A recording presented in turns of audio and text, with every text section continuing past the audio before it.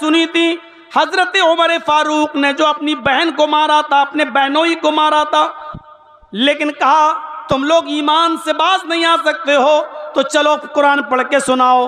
देखिए जरा ये ईमान है। हजरत उमर फारूक निकल तो रहे हैं जनाब मोहम्मद रसूलुल्लाह को मारने, तलवार निकाल ली कि आज मोहम्मद को कत्ल कर देंगे सल्लल्लाहु अलैहि वसल्लम। लेकिन रास्ते में किसी ने कहा कहाँ जा रहे हो? जवाब दिया मोहम्मद को मारने। बहुत परेशान कर रखा है, आज जड़ ही को खत्म कर देंगे, ना रहेगा बांस ना बजेगी बांसुरी, आज मोहम्मद ही को कत्ल कर देते हैं। उस आदमी ने कहा मोहम्मद को कत्ल करने से क्या फायदा, तुम्हारे घर में तो तुम्हारी बहन और तुम्हारे बहनोई, तुम्हारे जीजा भी इस्लाम ला चुके हैं। सुनो, अगर ये बात गलत निकली तो बहुत बुरा होगा, हम तुम्ही को कत्ल कर देंगे। हाँ हाँ जाओ पता लगाओ पहले। हजरत उमर ने रुख बदल दिया और बजाय मोहम्मद रसूलुल्लाह के पास जाने के अपनी बहनों बहनोई के पास गए। दरवाजा खटखटाया, घर के अंदर दाखिल हुए, पता चला कि ये कुरान पढ़ रहे थे। पूछा क्या पढ़ रहे हो? जवाब दिया कुरान। मारा बहनोई को, इतना मारा कि खून बहने लगा। बीवी यानी उमर की बहन अपने शौहर को, अपने पति को बचाने आई। क्या कर रहे हो? बचाने आई तो अपनी बहन को भी मारा। हजरत उमर ने इतना मारा कि उनके जिस्म से भी खून निकलने लगा। लेकिन बहना सीना तान कर खड़ी हो गई और कहती है उमर तू क्या समझता है, तेरे कोड़े तेरे डंडे क्या मुझसे मेरे रब के ऊपर का ईमान छीन लेंगी? मुझसे मोहम्मद रसूलुल्लाह का दीन छीन लेंगी? नहीं। अरे उमर होश में आ, तू इतना मार कि मैं मर जाऊं और मरने के बाद भी मेरे जिस्म के टुकड़े टुकड़े कर दे और मेरे जिस्म के टुकड़ों को भी कुत्तों को खिला दे। इसके बावजूद भी मैं मोहम्मद के दीन, मोहम्मद के रब के ऊपर से अपना ईमान नहीं हटा सकती है।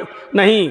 हजरत उमर ने देखा ये तो मेरा नाम लेने लगी, जो जिंदगी भर मुझे भाई भाई कहती थी, आज उमर कहकर पुकारने लगी, आज उमर कहकर ललकारने लगी, आज उमर कहकर इसने मुझे ललकारा है, आज उमर कहकर इसने मुझे, आज उमर कहकर मुझे पुकारा है, आज इसने भाई बहन का रिश्ता तोड़ दिया है। हजरत उमर समझ गए कि ये मेरी बहन के अंदर मेरा डर अब काम नहीं आ रहा है, इसके अंदर कोई ताकत है जो घुस गई है। कहने लगे अच्छा तुम नहीं मानोगी, अच्छा जरा लाओ तो वो कुरान जो तुम पढ़ रही थी जरा मुझे भी तो सुनाओ, उसमें क्या लिखा है। कहा कि तुम नापाक हो, पहले गुस्ल कर लो। हजरत उमर ने गुस्ल किया। एक हदीस में आता कि पहले तुम वुजू बनाओ, वो वुजू बना के आए या गुस्ल करके आए। फिर बहन ने कुरान की चंद आयतें उनके सामने पढ़ी। बहन ने जो उनको पढ़ा रहा था उनसे पढ़वाई। चंद आयतें ही अभी उमर ने पढ़ी थी, चंद आयतें अभी उमर के कानों में गई थी कि हजरत उमर फारूक की दिल की दुनिया बदल गई और कहने लगे बस बस बस, अब चलिए मुझे भी मोहम्मद रसूलुल्लाह के पास लेकर चलिए। इस कुरान की आयतों को सुनकर मुझे महसूस हो गया है कि ये किसी इंसान का कलाम नहीं है, लेके चलो। अल्लाह के रसूल के पास जाता हूँ, मैं ईमान लाता हूँ। मेरे भाइयों, जब अल्लाह के नबी सल्लल्लाहु अलैहि वसल्लम के पास ये पहुंचे, दरवाजा खटखटाया, पहले कान लगाया, कान लगाकर सुना तो जानते हो अल्लाह के रसूल सल्लल्लाहु अलैहि वसल्लम क्या तिलावत कर रहे थे। अलम यानि लिल्लज़ीना आमनू अन तख्शअ क़ुलूबुहुम लिज़िक्रिल्लाह, क्या मोमिनो अभी तुम्हारे ऊपर वो वक्त नहीं आया कि अल्लाह का नाम सुनकर, अल्लाह का जिक्र सुनकर तुम्हारे दिल कांप जाएं, तुम्हारे दिल लरस जाएं। हजरत उमर ने कुरान की आयत सुनी, दरवाजा खटखटाया, झांक कर देखा तो सामने हजरत उमर है और हाथ में तलवार है। झांकने वाले ने कहा अय अल्लाह के नबी, हजरत उमर बाहर खड़े हैं और उनके हाथ में नंगी तलवार है, नीयत खराब लग रही है। हजरत हमजा आगे बढ़ते हैं और दरवाजा खोल कर कहते हैं ठीक है मैं देखता हूं कि कौन है, अगर अच्छी नीयत से आया तो ठीक, नहीं तो उसी की तलवार से उमर की गर्दन काट देंगे। ये कहते हुए दरवाजा खटखटाया, हजरत हमजा ने उनकी गर्दन पकड़ ली और उनको मरोड़ दिया कि उमर किस इरादे से आए हो। हजरत उमर कहते हैं अभी अभी मोहम्मदुर रसूलुल्लाह तिलावत कर रहे थे, अलम यानि लिल्लज़ीना आमनू अन तख़्शअ क़ुलूबुहुम लिज़िक्रिल्लाह। क्या अभी वो वक्त नहीं आया अहले ईमान के लिए कि अल्लाह का नाम सुनकर, अल्लाह का जिक्र सुनकर उनके दिल कांप जाएं? हाँ हाँ, मेरा दिल कांप गया है। उमर इस्लाम लाने के लिए आ गया है। उमर की नीयत साफ है, मैं इस्लाम लाने आया हूँ, मैं इस्लाम कबूल करने आया हूँ। और फिर हज़रत उमर फारूक ने इस्लाम कबूल कर लिया। 39 आदमी पहले मुसलमान हो चुके थे, 40 में हज़रत उमर थे। कितने? 40 में। 40 में हज़रत उमर। आज जिंदगी में पहली बार नारा लगा। 39 आदमी जब मुसलमान हुए तो नारा नहीं लगा, लेकिन 40 में जब हजरत उमर इस्लाम लाए तो सहाबा में इतनी जोर का नारा लगा कि पहली बार ज़ैद इब्ने अरकम के घर से ये आवाज गूंजी और बाहर निकली, आवाज आई लिल्लाही तकबीर, और सबने कहा अल्लाहु अकबर। अल्लाहु अकबर का नारा बुलंद होता है। हजरत उमर फारूक के इस्लाम लाने के बाद यह आवाज पहली बार किसी के घर से बाहर निकली, अल्लाहु अकबर की जोर से आवाज। अल्लाह के नबी ने कहा उमर, आज मैं इतना खुश हूं, इतना खुश हूं, इतना खुश हूं कि दिल चाहता है कि तुम जो मांगो आज मैं तुम्हें इनाम में दूं, जो मांगो वो मैं तुम्हें इनाम में दूं। हजरत उमर कहते हैं, अय अल्लाह के नबी, क्या आप मुझे इनाम देना चाहते हैं? हाँ बताओ अय उमर तुम्हें क्या चाहिए? हजरत उमर ने जो जवाब दिया वो सुनिए। अय अल्लाह के नबी, मैं चाहता हूं आपके 39 आदमी जो इस्लाम ला चुके हैं वो आज खाने काबा में जाकर नमाज अदा करें, आप उनके इमाम बने। आपको अब तक खाने काबा में घुसकर नमाज नहीं पढ़ने दी जा रही है, खाने काबा में आपके ऊपर रोक लगी हुई है। मैं चाहता हूं कि आप उन लोगों को नमाज पढ़ाएं और 39 लोग उनके पीछे नमाज पढ़ें। अल्लाह के नबी ने कहा, ऐ उमर, और तुम क्या करोगे? ऐ उमर, तुम क्या करोगे? मैं नमाज पढ़ाऊं और सब लोग मेरे पीछे नमाज पढ़ें तो तुम क्या करोगे? कहा, अल्लाह के रसूल, मैं नंगी तलवार लेकर काबा के दरवाजे पर खड़ा हो जाता हूं। मैं नंगी तलवार लेकर काबा के दरवाजे पर खड़ा हो जाता हूं और देखता हूं किसकी मां ने किसको कितना दूध पिलाया है, किसकी मां ने किसको कितना दूध पिलाया है जो आपको नमाज पढ़ाने से रोक सके। देखिए, ईमान जब उमर के अंदर पैदा हुआ, कुरान की आयतें पढ़ी और इस्लाम लाए, जब ईमान इनके अंदर पैदा हुआ तो इतनी बहादुरी पैदा हो गई कि अकेले तलवार लेकर खड़े हो गए। आप नमाज पढ़ाइए, सारे सहाबा आपके पीछे नमाज पढ़ेंगे।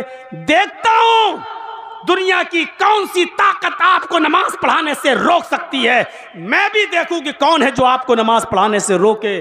और जिंदगी में पहली बार मुहम्मदुर रसूलुल्लाह सल्लल्लाहु अलैहि वसल्लम ने खाने काबा के अंदर नमाज पढ़ाई और हजरत उमर खाने काबा के दरवाजे के बाहर खड़े होकर लोगों से कहते रहे, आओ देखें कि कौन मोहम्मद को नमाज पढ़ाने से रोकता है। ये बहादुरी, ये जुर्रत, ये बहादुरी, ये जुर्रत पैदा हुई थी ईमान से। तो आज ईमान हमारे अंदर नहीं है, ईमान है तो अमले साले हमारे अंदर नहीं है। मुझे बताइए, और एक बात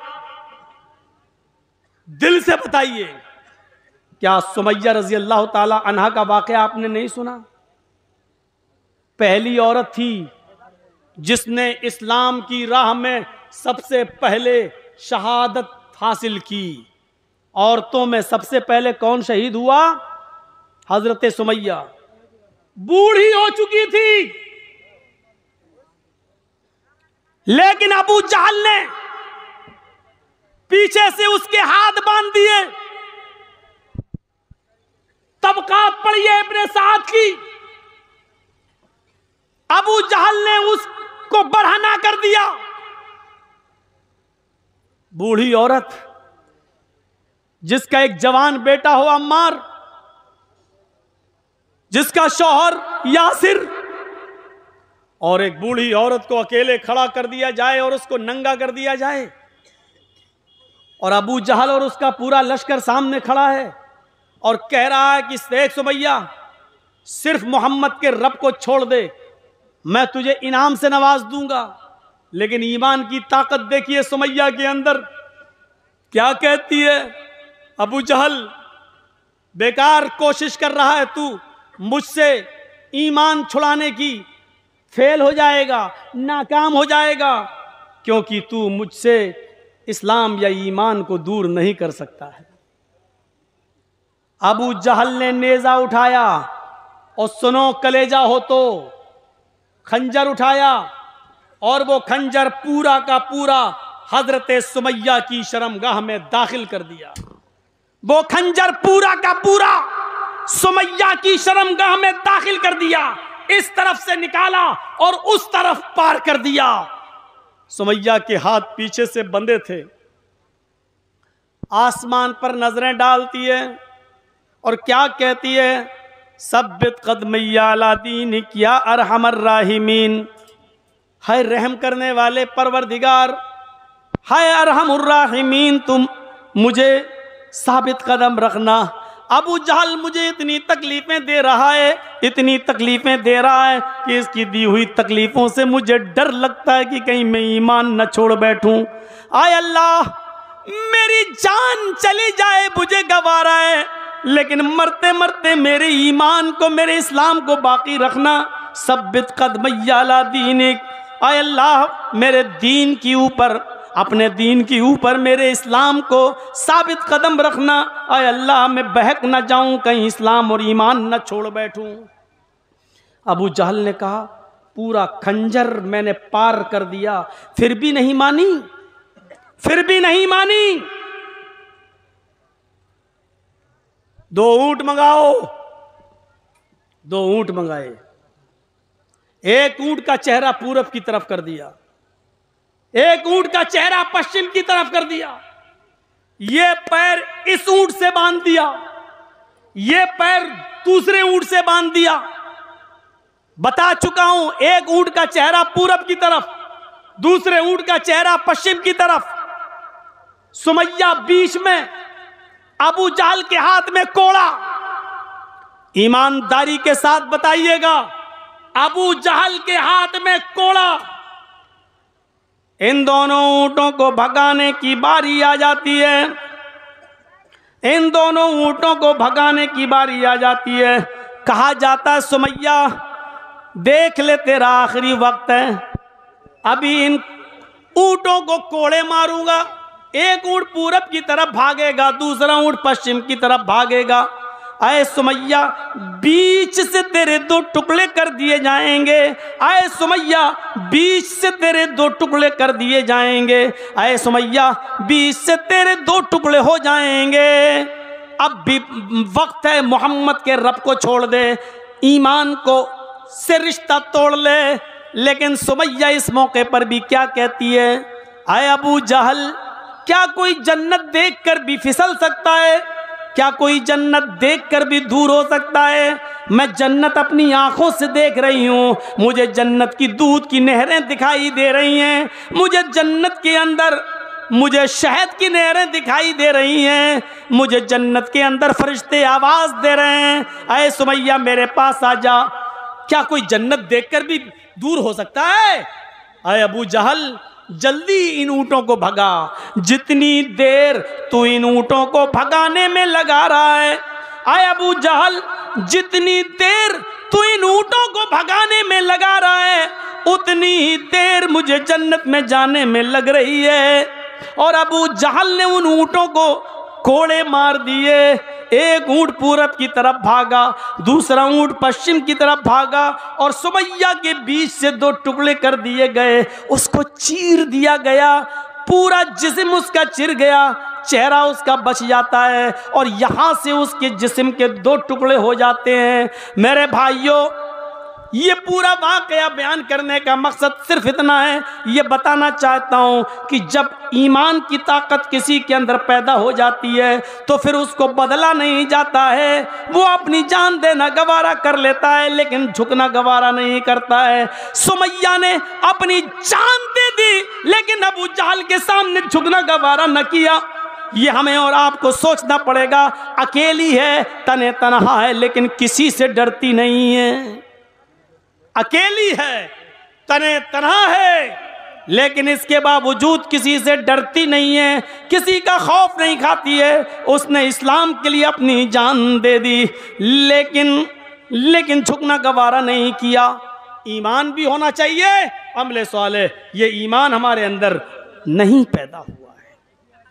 आज अभी चंद लोग घेर लें हमें आपको और लिंचिंग करें, हाथ पैर बांध के मारें और कहें बोलो जय श्री राम, बोलो जय श्री राम, बोलो जय श्री राम, नहीं तो मार डालेंगे, मरना है ही। ऐसे मौके पर बड़े बड़े दिल गुर्दे वालों के दिल पानी हो जाते हैं, गुर्दे बाहर निकल जाते हैं और उनकी मार खा के हमारे मुंह से निकलने लगता है जय श्री राम, क्योंकि उस वक्त हमें दिखाई देता है इनकी बात मान लें तो शायद ये हमारी जान बख्श दें, शायद ये हमें छोड़ दें। मेरे प्यारे साथियों, हर किसी के बस की में थोड़ी है कि जब जान जा रही हो और दुश्मन सामने हो और उस वक्त ईमान हमारे अंदर पैदा हो जाए। यही तो मैं कह रहा हूं कि अभी ईमान पूरा का पूरा हमारे अंदर पैदा नहीं हुआ है। अल्लाह के नबी सल्लल्लाहु अलैहि वसल्लम ने जब सुमैया की दास्तान सुनी तो आंखों में आंसू आ गए। उनके बेटे ने सुनाई, उनके पति ने, सुमैया के पति यासिर ने सुनाई। अल्लाह के नबी रोने लगे, आपकी आंखों में आंसू आ गई। जुमे का दिन था, जुमे का खुतबा दिया। जुमे के खुतबे में अम्मार बैठे हैं, यासिर बैठे हैं, बड़े बड़े साहबा मौजूद हैं। जुमे का खुतबा देते हैं अल्लाह के नबी और उस जुमे के खुतबे में आप फरमाते हैं, लोगों, आपकी एक बहन शहीद कर दी गई। अबू जहल ने उनको सितम करके, जुल्म करके उनको मार डाला। अल्लाह की राह में सुमैया ने अपनी जान दे दी। लोगों सुनो, आज मैं कुछ लोगों को जन्नत का सर्टिफिकेट दे रहा हूं। आए अबू बकर तुम जन्नती, उमर तुम भी जन्नती, उस्मान तुम भी जन्नती, अली तुम भी जन्नती। फिर आपने फरमाया हाँ फर्क है, अबू बकर तुम अकेले जन्नत में जाओगे, उमर तुम अकेले जन्नत में जाओगे, उस्मान तुम अकेले जन्नत में जाओगे, अली तुम अकेले जन्नत में जाओगे। इतना कहने के बाद आपने अम्मार की तरफ देखा, यासिर की तरफ देखा, आपने फरमाया इस्बिरू या आला यासिर फइन्ना मौइदकुमुल जन्ना। आए यासिर के घर आने वालों, सब्र करो, सब्र करो अपनी बीवी की शहादत पर। अम्मार सब्र करो अपनी माँ की शहादत पर। इस्बिरू या आला यासिर फइन्ना मौइदकुमुल जन्ना। आए आले यासिर सब्र करो, आए यासिर के घर आने वालों सब्र करो, तुम्हारा पूरा का पूरा खानदान एक साथ जन्नत में जाएगा। आए अम्मार तुम अपनी माँ के साथ जन्नत में जाओगे, यासिर तुम अपनी बीवी के साथ जन्नत में जाओगे। इस्बिरू या आला यासिर फइन्ना मौइदकुमुल जन्ना। आए यासिर के घराने वालों सब्र करो, तुम अपने पूरे घराने और ख़ानदान के साथ जन्नत में जाओगे। जिसके अंदर ईमान पैदा होता है तो अल्लाह के रसूल उसको बशारत क्या सुनाते हैं, जन्नत, तुम जन्नत में जाओगे। मेरे भाइयों, ये इस ईमान की ज़रूरत थी, ये ईमान अपने अंदर पैदा करने की ज़रूरत थी और है हमें और आपको ये ईमान अपने अंदर पैदा करना है। आइए मैं एक ऐसा वाक़या आपको सुनाने जा रहा हूँ। उस वाक़े को आपने उलमा से सुना होगा, अपने इलाके के उलमा से सुना होगा, लेकिन मेरी ज़बान से ये वाक़या पहली मर्तबा आप सुनेंगे। और देखिए इस वाक़े को जब मैं सुना रहा हूं तो इससे आपको पता चलेगा ईमान से पहले आदमी की हालत क्या होती है और जब वो मोमिन हो जाता है तो उसके अंदर कितनी ताकत आ जाती है। वो देखिए, दोनों चीज़ें आपके सामने रखता हूं। आपको मालूम है कि बादशाह था फिरौन, और फिरौन का सबसे बड़े दुश्मन कह लो, फिरौन के लिए सबसे बड़ा चैलेंज कौन थे? हजरत मूसा अलैहिस्सलातु वस्सलाम। जब फिरौन मूसा और उनकी कौम से तंग आ गया, जब फिरौन मूसा और उनके